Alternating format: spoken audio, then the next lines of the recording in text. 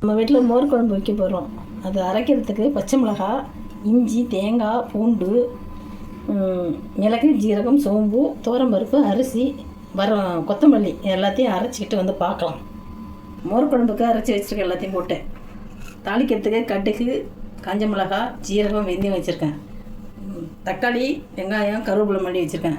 மோர் வச்சுருக்கேன். ஒரு 3/4 லிட்டர் மோர் வச்சுருக்கேன். வைக்கும்போது பார்க்கலாம். தாளிக்கிறதுக்கு தாளிப்போம். தாளித்து வெடித்ததும் வெங்காயம், தக்காளி வதக்கணும். வெங்காயத்தை போடணும். வெங்காயம் நல்லா வதங்கட்டும். வதங்கினதும் தக்காளி போட்டு வதக்கணும். வெங்காயம் வதங்கி வச்சு தக்காளி போட்டு வதப்போம்.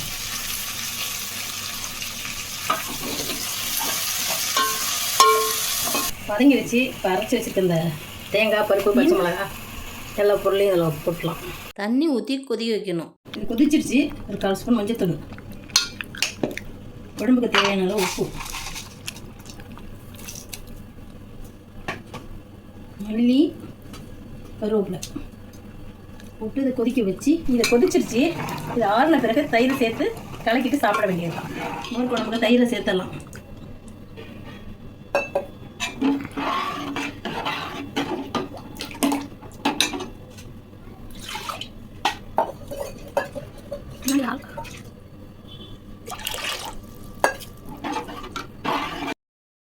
மல்லியும் கருவேப்பிலையும் தூவிட்டு சாப்பிட வேண்டியதான். உருளைக்கிழங்கு வறுத்து சாப்பிட வேண்டியது.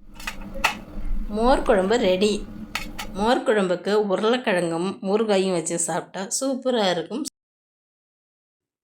வாங்க சாப்பிட்லாம்.